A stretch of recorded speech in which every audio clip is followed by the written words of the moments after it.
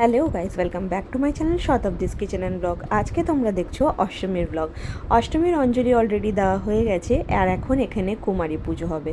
তো কুমারী পুজোর জন্য যে দুটো কুমারীকে সিলেক্ট করা হয়েছে এবার, তার মধ্যে একটা আমার দাদার মেয়ে আছে। তো এখানে দেখো কুমারী পুজোর সব রিচুয়ালসগুলো তোমাদের সাথে একটু একটু করে আমি শেয়ার করে দিচ্ছি ভিডিওর মাধ্যমে, কীভাবে কুমারী পুজোটা হয়। যারা জানে তারা তো জানোই, আর যারা জানে না তারা কিন্তু এখানে দেখে নাও কী সুন্দরভাবে কুমারী পুজোটা হয়। তো অষ্টমীর দিন ভোগ হতে একটুখানি সময় লাগে, আর যেহেতু একটুখানি পরেই মানে 1:30 অবধি আবার সন্ধি পুজো, তো সন্ধি পুজো হয়ে তারপরেই ভোগ হবে। তো এখানে দেখো আগে কুমারী পুজোটা হচ্ছে, আমি তোমাদেরকে অল্প অল্প করে সব দেখিয়ে দিচ্ছি। এরপর সবাই কুমারীদের আশীর্বাদ নেয়। বলা হয় নাকি এই সময় মা দুর্গা ওদের মধ্যেই বাস করেন। তো তাই জন্য আমি রিয়া চিকুকেও বললাম ওরাও যেন ওদের থেকে আশীর্বাদ নিয়ে নেয়, আর আমিও অলরেডি আশীর্বাদ নিয়ে নিয়েছি। তো এখানে দেখো সব কিছু এই রিচুয়ালসগুলো হলো। এরপর হবে সন্ধি পুজোর আয়োজন। তো সন্ধি পুজোর আয়োজনের জন্য এখানে সব তৈরি করা হচ্ছে। অলরেডি এখানে প্রদীপ সাজানো হয়ে গেছে, আর মায়ের এখানে ভোগ দেওয়া হয়ে গেছে। আর আজকের দিনে আমরা কি কি ড্রেস পরেছি তার কিছু ফটোস তোমাদের সাথে শেয়ার করে দিলাম। দেখতেই পাচ্ছ আমি মা দুজনেই লাল পাড়ে সাদা শাড়ি পরেছি একটা, আর রিয়া চিকু পরেছে একদম আজকের দিনের জন্য পারফেক্ট এথনিক ড্রেস একটা, যেটাকে বলা হয় স্যুট, আর চিকু পরেছে কুর্তা পাজামা, আর বাবা পরেছে নর্মাল যা বাবার পছন্দ ইয়েলো কালারের একটা শার্ট আর প্যান্ট। তো আজকের এই ফটোগুলো শেয়ার করে দিলাম বিকজ কোনো ভিডিওতেই আমি নিজেদের মানে ফটো নিতে পারিনি, মানে ড্রেসের ফটোগুলো নিতে পারিনি। অতটা আমার মনেই ছিল না যে এগুলো আমি ক্যাপচার করব, খালি ঠাকুরকেই ক্যাপচার করেছি আর জিনিসগুলোকে। তো এখানে দেখো মা পদ্ম ফুলগুলোকে খুলে খুলে রাখছে এখানে। তো এই রিচুয়ালসগুলো সামনে থেকে তোমাদেরকে একদম দেখিয়ে দিচ্ছি। আর মার সাথে আছে মায়ের বেস্ট ফ্রেন্ড, এটা Shampa aunty. Yes, Shampa aunty কিন্তু খুবই ভালোভাবে উনি কথা বলে, খুবই ভালো লেগেছে আমার ওনাকে। এরপর সবাই মিলে আমরা জ্বালালাম সন্ধ্যা প্রদীপ।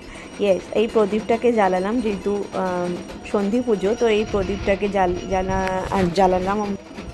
এরপর খাওয়া দাওয়া হবে। তো আজকে অষ্টমী যেহেতু, আর দিল্লি হলে অষ্টমীর দিন মানে ভাতটা হয় না, অনেক জায়গাতেই লুচি হয়, লুচি পনিরের তরকারি, মানে ভেজটাই হয়, নিরামিষই হয় পুরোটা। তো আজকে এখানেও সব নিরামিষ, আর উপরে খাওয়া দাওয়াতে আজকে ছিল পনির, খিচুড়ি এইসব ছিল। তো ফের আলুর দম। আমরা আর উপরে আজকে যাইনি খেতে, বিকজ আমি এখানে যে ভোগটা ছিল ওই ভোগটা একটু বেশি করে খেয়ে নিয়েছিলাম। আমি আর উপরে যাইনি, আর আমার বাচ্চারাও যায়নি। আমরা মায়ের মূল ভোগ এতটাই খেয়ে নিয়েছিলাম একটুখানি বেশি করে, যাতে আমাদের উপরে আর যেতেই হয়নি। তো এরপর সোজা শুরু হয়ে গেল ডান্স। দেখো ডান্স দেখতে পাচ্ছ, সবাই মিলে ডান্স করছে ঢাকের তালে, আর আমি ভিডিও ক্যাপচার করেছি। আমি কিন্তু ডান্স করিনি, যেহেতু শাড়ি পরে একদম আমি নড়তে পারি না। আমার মা কিন্তু খুব ভালোই ডান্স করে, তো মা নিজের বন্ধুদের সাথে এখানে নাচানাচি করছে। এরপর সোজা চলে গেলাম বাড়িতে। আর আজকে বিকেলে প্ল্যান আছে কোথাও যাওয়ার, তো দেখি কোথায় যেতে পারি না পারি। তো এরপর বাড়ি গিয়ে একটু জাস্ট রেস্ট করেছি, যেহেতু এখানে সন্ধি পুজো শেষ হতে হতে আর খাওয়ার দাওয়ার শেষ হতে হতে প্রায় 3-4 বেজে গেছিলো। তারপর বাড়ি গিয়ে রেস্ট করে আমরা আবার বিকেলে তৈরি হয়ে চলে এলাম পুজো মণ্ডপে। তো পুজো মণ্ডপে এসে এখানে দেখো ঠাকুরমশাই পুজো করে যে আশীর্বাদটা সবার মাথায় উনি দিয়ে দিচ্ছেন, পণ্ডিতজির সাথে যিনি ছিলেন। তো আমরাও সাথে সাথে বসে নিয়ে নিলাম। আর এখন বাজে প্রায় 6:30 কি 7টা, মানে না 6:30 তো বলবো না, 7টা 7:30 অলমোস্ট বাজে। তো এই সময় পুজো হচ্ছে, পুজো বসে বসে দেখছিলাম। আর বাবা দেখো একদম সামনের চেয়ারটাতে বসা আছে। তো আমি একটু ফ্রন্ট ক্যামেরা করে দেখিয়ে দিলাম। এখন তোমরা হয়তো বিকেলের লুকটা আমার দেখতে পাচ্ছ। আমি একটা চুড়িদার পরেছি বিকজ আজকে যাব ঘুরতে, কটা পুজো প্যান্ডেল দেখতে, তো তাই জন্য এই ড্রেসটা পরলাম। শাড়ি পরে তো একদম হাঁটতে পারবো না। তো বেরিয়ে পড়লাম আমরা প্রায় 8টা কি 8:30 নাগাদ, সবার আগে শ্রীভূমি স্পোর্টিং ক্লাব। তো শ্রীভূমি স্পোর্টিং ক্লাবের ব্যানারটা দেখে তোমরা বুঝতেই পারছো। আর দেখো লাইটিং, দেখো কোথা থেকে লাইটিং স্টার্ট হয়েছে আর কোথায় যে গিয়ে এন্ড হয়েছে, মানে এন্ড তো হয়তো খুঁজেই পাবে না। আর লোকেদের ভিড় সামনে দেখো, দেখতেই পাচ্ছ, যেন মনে হচ্ছে যেন কোথায় ঢুকেই যাচ্ছি। লোকেদের প্রচণ্ড বেশি ভিড় ছিল। আমরা জেনারেল লাইনে দাঁড়াইনি, আমাদের কাছে পাস ছিল, তাই জন্য আমরা ভিআইপি লাইন দিয়ে একদম ভিতরে চলে এলাম। জেনারেল লাইনে দাঁড়ালে হয়তো 2 থেকে 3 ঘন্টা লেগে যেত টাইম। তো এবার যাচ্ছি ভিতরের দিকে, দেখা যাক। তো এই দেখো লোকেদের ভিড় দেখতে পাচ্ছ, সবার হাতে মোবাইল আর ক্যামেরায় সবাই ক্যাপচার করবে কি জায়গাটা কেমন। সত্যি আজকাল ক্যামেরা না হলে যে লোকেরা কি করতো সেটা বোঝাই যায় না।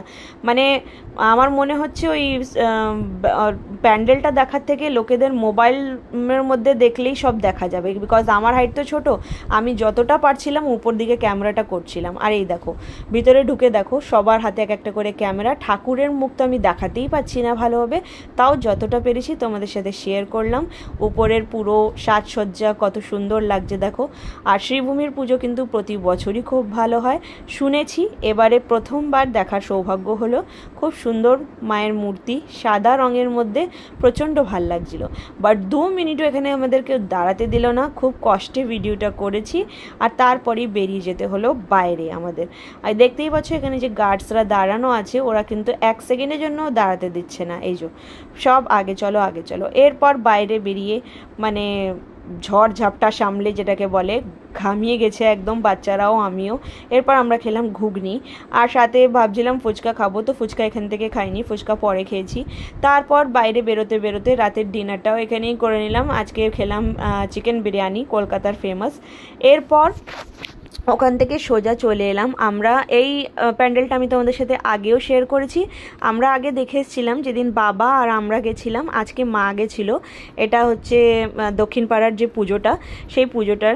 তো আজকে মাকে নিয়ে গেলাম, মা ওই দিন যেতে পারেনি, মার শরীর খারাপ ছিল। তো এই প্যান্ডেলটাও আমরা ভিআইপি লাইন দিয়েই এসেছি দেখার জন্য। আর এইখানে ঠাকুরটা আজকে তোমাদেরকে একটু ভালো করে দেখালাম, সেদিন অত ভালো করে তোমাদের সাথে শেয়ার করতে পারিনি। আর পাশে দেখো ঠাকুরের 2 সাইডে 2টো ভূত মতন বসে আছে। এটার আমি কিছুই বুঝলাম না যে 2টো ভূত কেন বসে আছে মায়ের সাথে, বাট ঠিক আছে কোনো ব্যাপার না, এখন হবে কিছু একটা। তো এরপর আমরা চলে এলাম আর একটা পুজো দেখতে। এটাও মানে ওইখানেই পাশে আর একটা পুজো ছিল।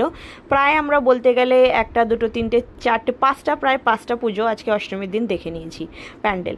তো এটার থিমও দেখো মা, এটা কিন্তু মানে আমাদের নিজস্ব মা না, মানে যেটাকে বলে ভারত মাতা সেটা।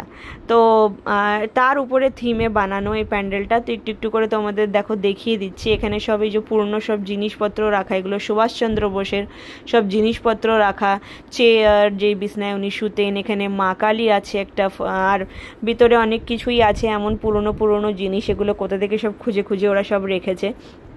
তো ভারতবর্ষের থিমে বানানো এটা। আর এর ভিতরে গিয়ে তারপরে আমি তোমাদের মানে আসল যে মূর্তি, ঠাকুরের মূর্তি, ওটা অনেক ভিতর দিকে। তো মূর্তি আমি তোমাদের দেখাচ্ছি। এই দেখো পুরো থিমটা দেখতেই পাচ্ছ, সব পতাকা লাগানো এখানে আমাদের ভারতের। আর এখান থেকে গিয়ে তারপরে হচ্ছে মায়ের আসল মানে মূর্তি দেখা গেল।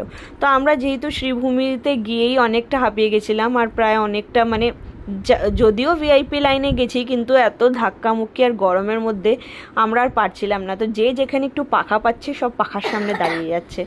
তো দেখো এখানে আমি তোমাদের দেখিয়ে দিলাম ঠাকুর। আর এরপর আমরা বেরিয়ে যাব এখান থেকে, আর বেরিয়ে তারপরে ঘরের দিকে দেবো, মানে ঘরের দিকে যাব। যেহেতু এখান থেকে ঘর পাশেই আছে, তো আমরা পায়ে হেঁটেই যাব। তো তার আগে আর একটা ঠাকুর দেখে নিলাম। এই দেখো আর একটা প্যান্ডেল তোমাদের দেখিয়ে দিলাম, এটাও বাড়ির একদম পাশে। তো আজকের অষ্টমীর দিনটা তো আমরা এরমভাবে সেলিব্রেট করলাম। কেমন লাগলো তোমাদের এই ব্লগটা প্লিজ একবার জানিও। আর যদি কিছু ভালো লাগে থাকে চ্যানেলটাকে সাবস্ক্রাইব করবে, লাইক করবে আমার ভিডিওকে, আর কমেন্ট করতে একদম ভুলবে না। বাচ্চারা একদম কাহিল হয়ে গেছে, দেখতেই পাচ্ছ। তো এখানে ঠাকুরটাও তোমাদের দেখিয়ে দিই। দেখো এখানে ঠাকুরটাও কত সুন্দর, ঠিক আমাদেরই ঠাকুরের মতন সেম একদম। তো এই ভিডিওটা এখানেই এন্ড করছি। আজকের মতন টাটা, বাই বাই।